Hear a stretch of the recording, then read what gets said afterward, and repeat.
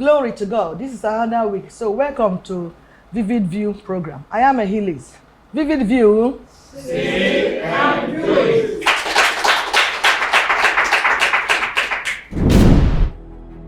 Ahilis Corner. You can't build the future in the future. Say something, somebody. As we all know, that the journey of 1,000 miles begins with a step. Every great future begins with steps to achieving it. Even Stephen Covey said in his book, The 7 Habits of Highly Effective People, said begin with the end in mind. Yes, you have a great future, but what steps are you taking to make that future a great one? It's always said that when you fail to plan, you plan to fail. So for every great future, begins with steps to make it a reality. Thank you.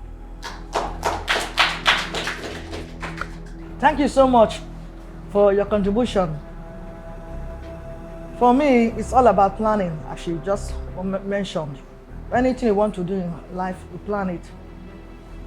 It's only when you plan that you can achieve your goal. As a student, before you embark on 4 years or 5 years or 6 years program in university, what is your plan? What goal have you set for yourself? Do you want to just be pass away like that? Or you're aiming at first class, second class, upper, as the case may be? What is your plan after university?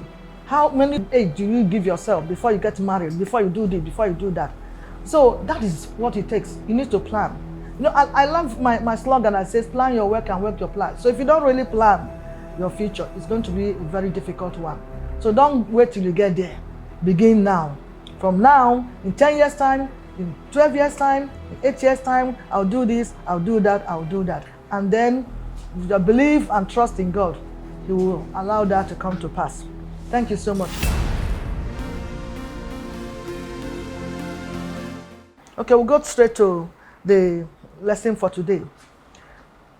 Rainfall this year brought a lot of untold hardship and misfortune to so many people and homes. Really devastating. Impacts of flooding and food security is the topic for today's discussion. We shall take a break, and when we come back, our guests will be introduced. Please stay tuned. Vivid View. See and do it. Welcome back. In case you're just joining us, the topic again is impacts of flooding and food security. So with me in the studio today is a known face. He's a renewable energy expert and a pastor. Let's make welcome Sydney Akimolodun. Vivid View. Say and do it. Before discussion proper, please follow us on social media handles are displayed on the screen. Welcome, Pastor, again. Let's go straight to business of the day. Your introduction, definition, and perspective for this subject matter. Yes. So, thank you again for having me. Yeah.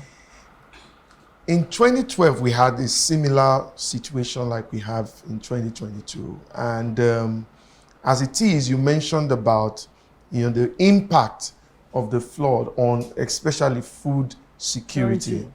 And of course, we know majority of our farmers in Nigeria are still very agrarian in their farming, culture. And so when the floods come, which of course is the excessive flow of water into the waterlands, it submerges the farmlands, and then of course that affects harvest. And when there is harvest, it leads to scarcity. Then scarcity means a rise in the price of the available ones in the market. And of course, you know who bears the brunt, the common man. No, it is just a pity. Thank you so much for that brief introduction. Okay, what is the relationship between flooding and food security? Yes, like I did say, majority of our people, especially in the key states, Jigawa, Adamawa, Benue, and the rest of them, and some other parts, Rivers, Bayelsa, Anambra, where the flood had major impact. Majority of the people in this locality are rural farmers. Yeah. And they produce, a good number or percentage of food that is brought into the urban area, which, people like us in Lagos, eat. I still miss the food of our hometowns. So when the floods come in like this, majority of their farms, like we saw, in some of the videos and excerpts, were submerged. And of course, that led to poor harvest. It's so bad that it was just about the time some of them were going to harvest their cassavas, their rice, their yams and all that. That's when the flood came in. Estimatedly, they said about 2 million persons, suffered as a result of this flood. Over 600 and close to about 610 persons, were either, cut short or killed. Then we had situations where farmlands of over about 300 and something hectares of farmlands were submerged. And of course, you know what that will do. So harvest at this time is very poor. In fact, it has been projected by experts that the cost of rice may get up to about 50,000 naira, per bag when it comes to December. And that will affect Gary and affect every other thing. One major other thing that it does, the impact is that it takes a man who is alive to either farm or feed. So flooding also brings along, with itself all the attendant issues like health crisis, whereby people in these rural areas are not able to meet up with their daily, demand of farming, and therefore it reduces the output, and then we don't have much. And like I said, the remaining ones become scarce and prices go up. That's a good one.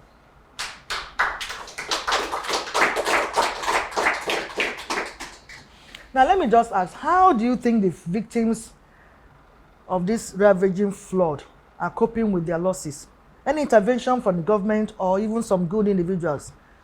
Let me talk a little bit because of my background as a renewable energy expert.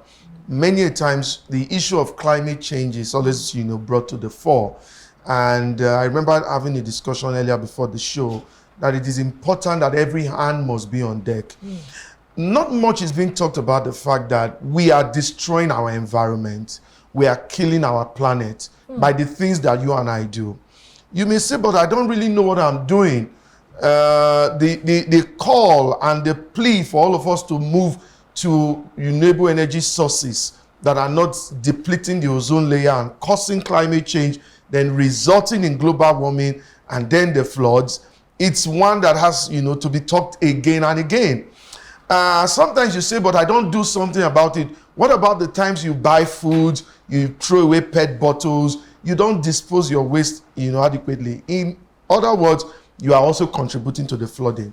Then let me go to the fact that you talk about the impact, especially the health issues, the mental crisis it brings, the loss of lives. Of course, people lost loved ones. Yes. Then the loss of their source of income.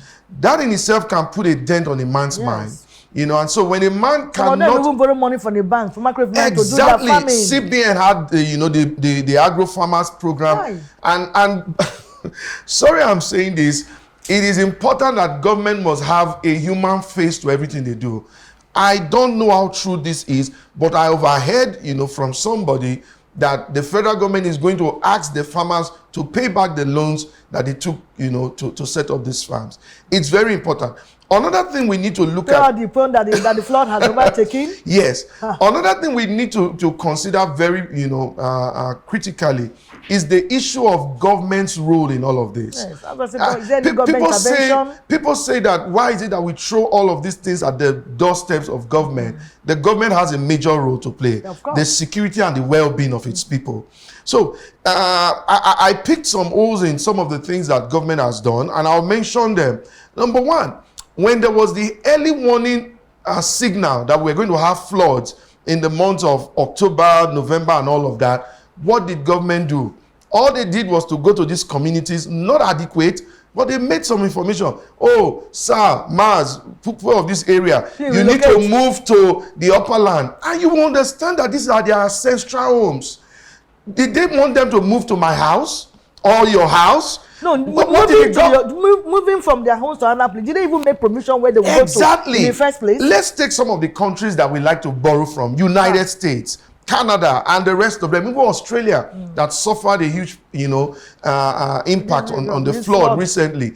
They started building camps ahead of the flood. They started keeping stock and warehouses of food items water and medicines ahead of the flood. That's the plan in the future I mentioned for Exactly what we're saying. So because you mentioned 2012. What did they have? Similar to happened 2012. What did we do? It's now? only a man who does the same thing again and again and expect a different result that you call an insane man. Oh. You know, so what did government do? So we are rather reactive than proactive. We wait for the situation to happen, then we start making amends. That brings me to the issue of the purported Lagdo Dam in Cameroon. Oh.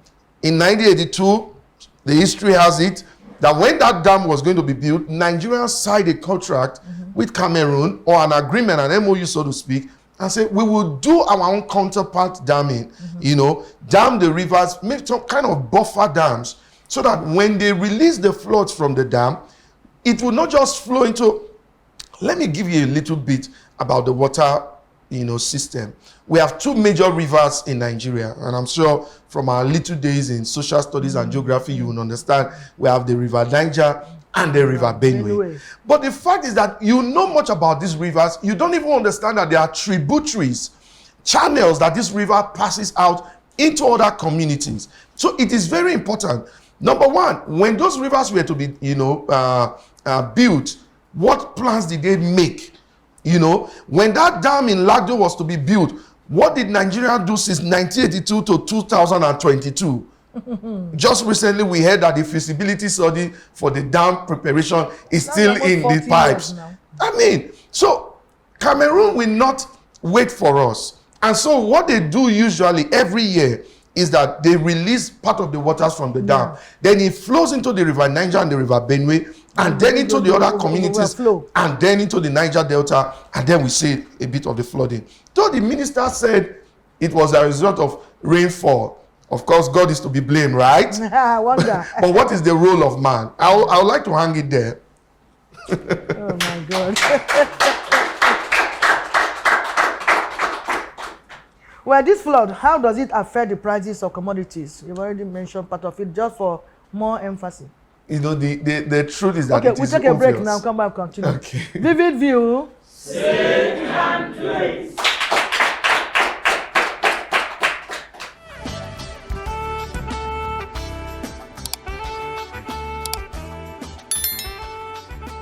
This is VVV.